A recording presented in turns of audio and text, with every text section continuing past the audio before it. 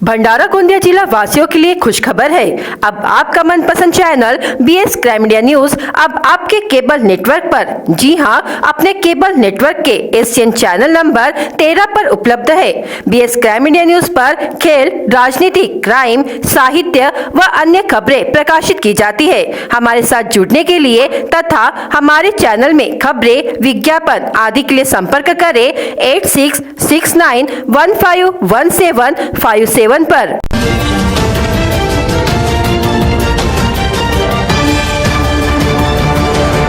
भंडारा तहसील के गोसीबांध से बाधित कारदा गांव के नागरिकों को विविध समस्याओं का सामना करना पड़ता है। नदी किनारे पर होने से इस गांव में प्रत्येक वर्ष बाढ़ की स्थिति निर्माण होकर भारी आर्थिक नुकसान होता है। इसीलिए नागपुर में शुरू शीतकालीन अधिवेशन में कारदा गांव का पुनर्वसन की मांग मंजूर करने की मांग करते हुए पूर्व सरपंच आरजू मिश्रा व नागरिकों ने जिलाधिकारी को ज्ञापन सौंपा। सौंपे गए ज्ञापन में बताया गया है कि गोसीबांध के बैकवाटर के कारण गाँव व खेत परिसर का नुकसान हो रहा है। गोसे से संबंधित अनेक गाँव का शासकीय पुनर्वसन किया गया है। उन्हें दूसरे गांव में सुविधाएं उपलब्ध करके दी गई है, लेकिन कारदा के नागरिकों ने कई बार मांग करने पर भी अब तक पुनर्वसन नहीं किया गया है। बाढ़ पीड़ितों को अभी तक किसी भी प्रकार का मुआवजा नहीं मिला है। पूर्व सरपंच मेश्राम ने बार बार जिलाधिकारी द्वारा शासन को ज्ञापन भेजे, लेकिन किसी भी तरह का आश्वासन नहीं मिला।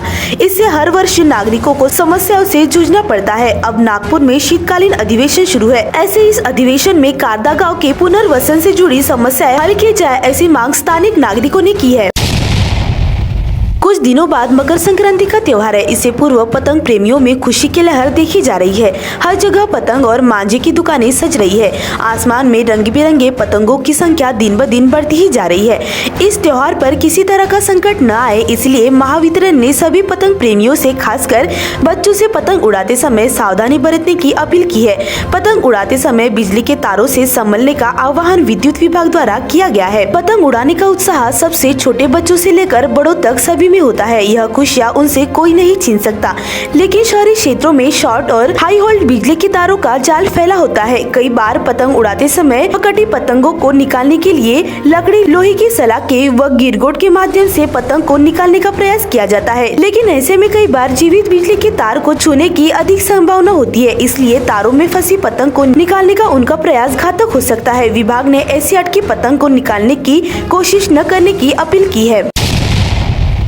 चीन समेत कई अन्य देशों में कोरोना संक्रमण के मामलों में आई तेजी को देखते हुए केंद्र सरकार अलर्ट मोड पर है।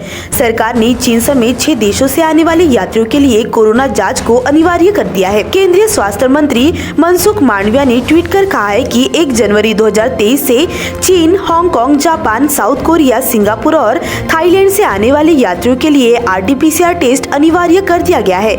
यात्रा से पहले उन्हें अपनी रिपोर्ट एयर सुविधा पोर्टल पर अपलोड करनी होगी। दरअसल भारत में भी कोरोना ने पांव पसरना शुरू कर दिया है। अकेले केरल में ही इस माह 38% मामले दर्ज किए गए हैं। आंकड़ों पर गौर करें तो देश में फिर से कोरोना संक्रमण के मामले 200 के पार हो गए हैं। पिछले 24 घंटों में देश में संक्रमण के कुल 238 नए मामले सामने आए हैं।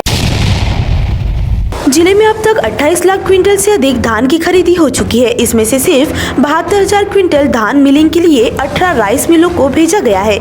मिलिंग होने के बाद सिर्फ 270 क्विंटल धान का चावल बनकर शासकीय गोदाम में जमा किया जा चुका है। कितनी धीमी रफ्तार से पूरी प्रक्रिया चल रही है।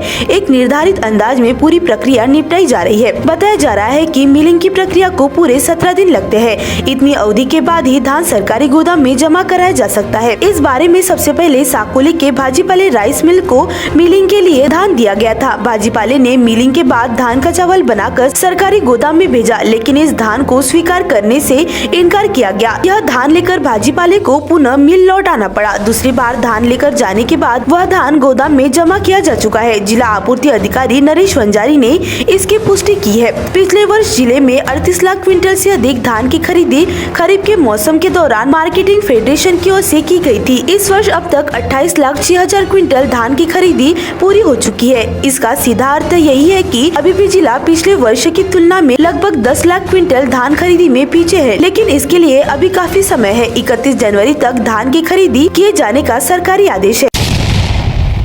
गोंदिया जिला पुलिस अधीक्षक निखिल पिंगले के निर्देश पर अवैध व्यवसाय पर अंकुश लगाने के लिए बनाए गए विशेष पथक ने जिले में लगातार कार्रवाई का अभियान चला रहे हैं। अभियान के तहत पुलिस अधीक्षक के विशेष पथक को 28 दिसंबर को गुप्त जानकारी मिली कि आमगांव पुलिस थाना अंतर्गत आने वाले बाग नदी के मारबत घाट नदी पात्र से कुछ लोग अवैध रूप से बिना किसी शासकीय अनुमति के रेत का उत्खनन कर चोरी कर रहे हैं, जिसके बाद पथक ने घटनास्थल पर जाकर छापामार कार्रवाई की। कार्रवाई के दौरान घटनास्थल पर ट्रैक्टर क्रमांक MH35 G6878, ट्रॉली क्रमांक MH35 AR 3867 एवं ट्रॉली में भरी एक ब्रास रेती मिलाकर कुल 5,04,000 रुपए नीले रंग का, एक अन्य ट्रैक्टर क्रमांक MH35 G7744 एवं ट्रॉली क्रमांक MH35 AG 5180 कीमत 5 लाख रुपए एवं एक लाल रंग का बिना नंबर का ट्रैक्टर कीमत 5 लाख रुपए खड़े पाए गए। ट्रैक्टर चालकों के नाम पूछने पर उन्होंने गणेशपुर तहसील आमगांव निवासी विनेश बैरेला ब्रह्मैया उम्र 26 वर्ष, पद्मपुर निवासी सतीश कुंजलाल बागड़े उम्र 35 वर्ष एवं शुभम ज्ञानेश्वर बागड़े उम्र 25 वर्ष बताया। पुलिस ने तीनों वाहन चालकों के पास से ट्रैक्टर, ट्रॉली एवं रेत मिलाकर कुल 15,04,000 रुपयों का माल जब्त किया। प्रकरण में तीनों ट्रैक्टर चालकों के खिलाफ आमगांव पुलिस स्टेशन में भादवी की धारा 379-34 के तहत मामला दर्ज किया। आरोपियों को गिरफ्तार कर आगे की कार्रवाई के लिए आमगांव पुलिस के हवाले किया गया है।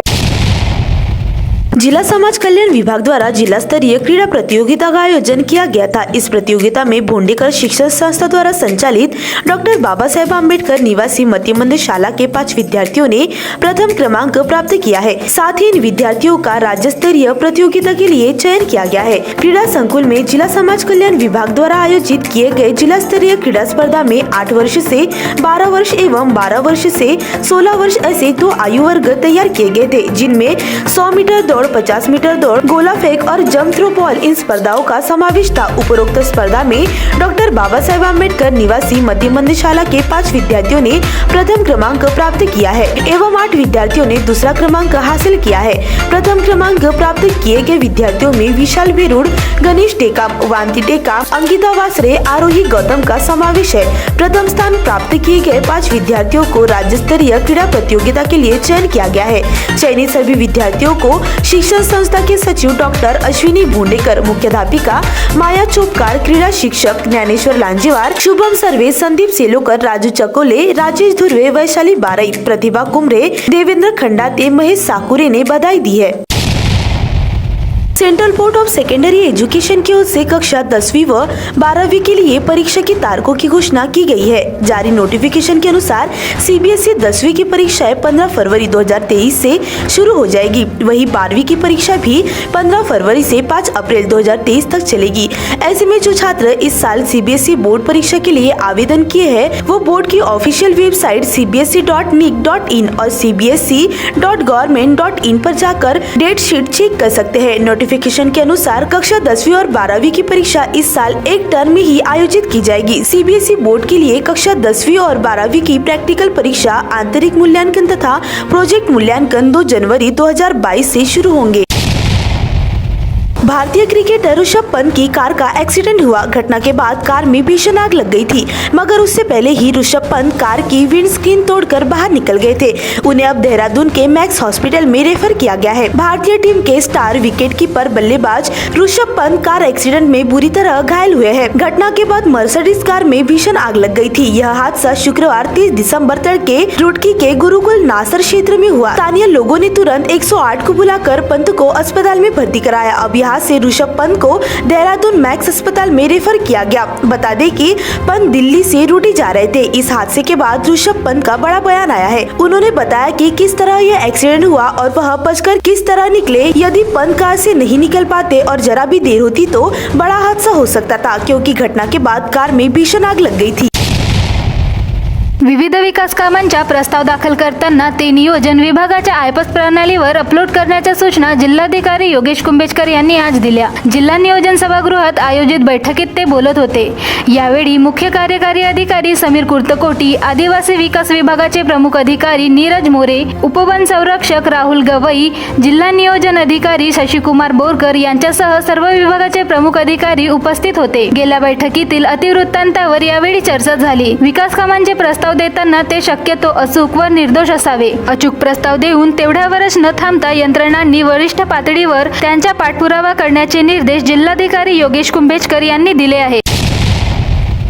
धानाची पोती घेऊन राईस मिलकडे जाणारा ट्रॅक्टर नवनिर्मित पूल खचल्याने नाल्यात कोसळला. घडलेल्या या घटनेत चालक व हमालांनी समयसूचकता दाखवल्याने मोठा अनर्थ टळला. मात्र धानाची पोती नाल्यात कोसळल्याने ओली झाली. ही घटना पवनी तालुक्याच्या पन्नासी कलेवाडा मार्गावरील नाल्याच्या पुलावर सोमवारी सायंकाळी 6 वाजताच्या सुमारास घडली. धानाची पोती घेऊन ट्रॅक्टर हा पहिल्याकडे जात होता. पन्नासी ते कलेवाडा या मार्गावर 100 मीटर अंतरावर असलेल्या नाल्यावर 2 पुलाचे बांधकाम करण्यात आले आहे. त्यापैकी एका पुलावरून ट्रॅक्टर जात असताना पुलाच्या साईडवरील 5 ते 6 फुटाचा सिमेंट कॉन्क्रीटचा भाग खचला. ट्रॅक्टरचे इंजिन व ट्रॉलीचा भाग नाल्यात कोसळला. ट्रॉलीत बसलेल्या 4 हमालांनी उडी घेत जीव वाचवला, तर चालकानेही प्रसंगावधान राखून जीव वाचविला. जवळपास 50 फूट लांब, 20 फूट रुंद व 10 फूट खोल असलेल्या या नाल्यात अचानकपणे पुलाचा भाग खचल्याने हा अपघात घडला. विशेष म्हणजे 6 महिन्यापूर्वी मुख्यमंत्री ग्राम सडक योजनेअंतर्गत या पुलाचे बांधकाम झाले आहे. देवानंद शेंडे व अन्य 2 शेतकऱ्यांची धानाची पोती या ट्रॅक्टरमध्ये होती. सुदैवाने मोठा अपघात टळला.